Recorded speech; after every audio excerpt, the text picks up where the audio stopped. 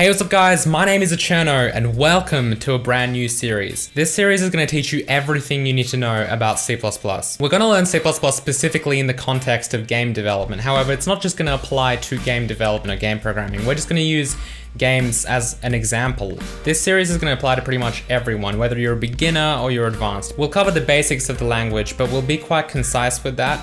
So basically, if you are a beginner, you can still follow along with this series, but you're going to have to be able to Google things and do some research and find some of the basics out for yourself. Basically, just be a normal person and Google things that you don't understand. I don't want to dwell on the basics for too long and cover them in extreme detail, so just make sure you Google things and you'll be fine. So now the question is, why would I want to learn C++? Isn't C++ kind of an outdated language? What good is there in learning C++ nowadays? So C++ is still pretty much the most used language when you need to write fast code that performs well, or if you're writing for a weird architecture or platform and you need the code to run natively. If you want direct control over hardware, C++ is for you. The games industry, for example, uses C++ extensively, and game engines like Unity, Unreal, Frostbite, they're all written in C++.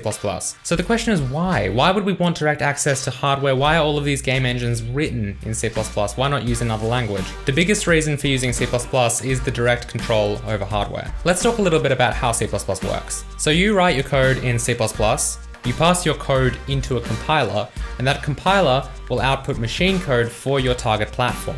Machine code is the actual instructions that your device's CPU will actually perform.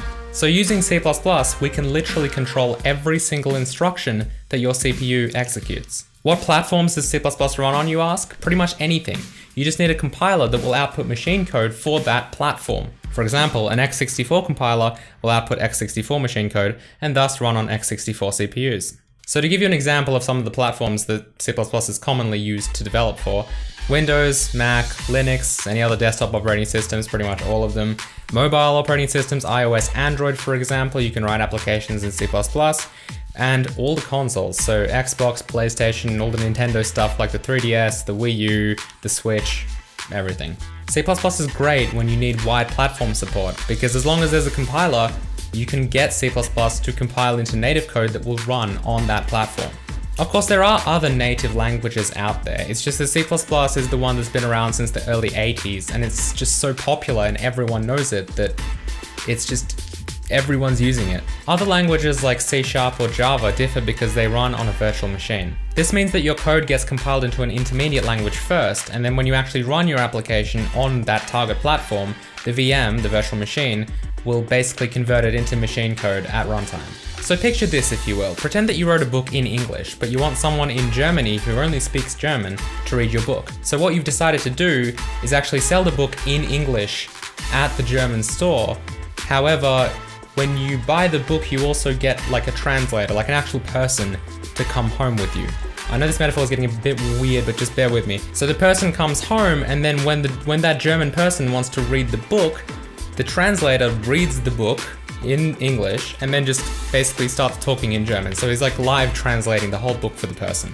That's kind of what running on a virtual machine is like. Of course, it would be a lot more efficient if you just translated the book itself into German and then sold that in German stores. So that way, it would be in the native language, in German. And that's of course not a perfect metaphor, but that's kind of what it's like to run C++ versus a language like Java or C#. C++ is a native language. The C++ compiler produces machine code for that target platform and for that target architecture, and then that's it. It's there, it's native code. It will only run on that platform, however, it's already in that platform's machine code language. So there's absolutely no translation or anything required. You just you just push the machine code instructions, CPU instructions into the CPU, and it will perform all of your instructions. Of course, just because your code is native doesn't mean it's going to be fast. If you write bad code in C++, it's going to be slow. In fact, it'll likely even be slower than virtual machine languages like C# or Java because they tend to optimize things on the fly a lot better than C++ will. So if you write bad C++, C++ will definitely be slower than C# or Java. And because of that, I love using languages like C# when I just need to write tools or things that don't necessarily need me to squeeze every bit of performance out of them. C# is a fantastic language for that. But this series is going to be for when we actually need that performance, for when we need to write C++. So we're going to learn all about how to write C++ correctly, how to write good code, how to write fast code. So, what are we going to cover, you may ask? Well, of course, from the beginning, we're going to start with the basics. I'm going to be real concise when it comes to the basics because I don't really want to dwell on them too much. If you've never programmed before, I still do encourage you to watch this series, but as I said earlier, you're going to have to just Google the things that you don't understand. It should be pretty easy to follow. The key to learning anything new really is just to play around with it and just to experiment with it. So I'm sure you'll be absolutely fine if you're just passionate about it and if you actually have the willingness to learn.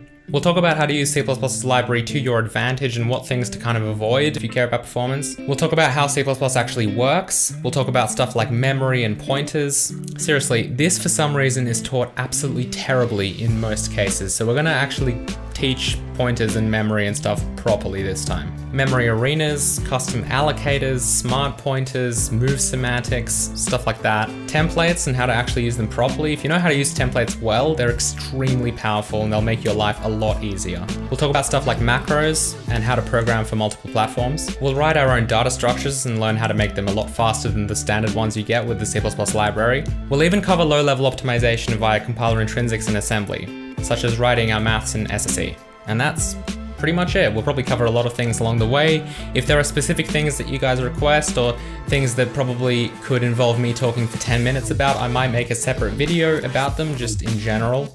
Lastly, if you want to know who I am, I'm a software engineer who works on the game engine team at EA Melbourne. We make pretty much the best 3D mobile game engine out there.